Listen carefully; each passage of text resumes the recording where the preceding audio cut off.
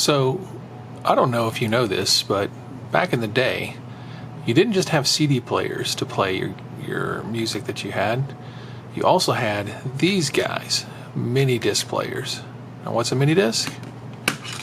One of these. They're very, very tiny, and they hold at least an entire album's worth of music or more if you had the long play feature enabled on your burner that you were trying to record songs to. Now, these were never very popular in the US, but they sold like crazy in Japan.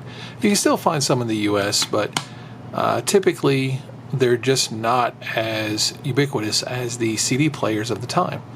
Although the music sounds just as comparable to any CD players that were out and about at the time.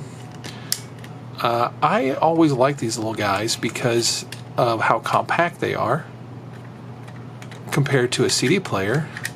And there's something a little bit more tactile about these guys, especially with the little casing that they come in.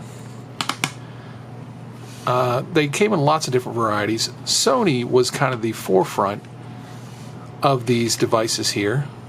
They kind of pushed these onto the market.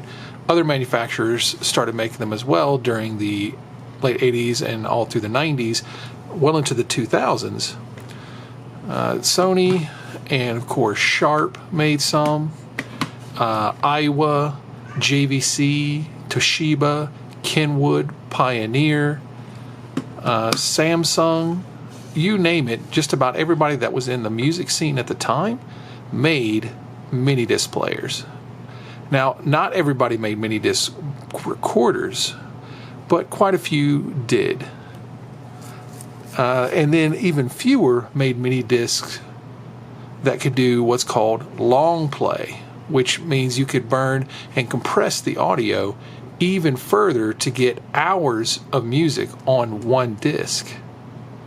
Now, some of the audio quality did suffer, but most people usually can't tell the difference unless you're like really into audiophile stuff and you have some high-end equipment and gear.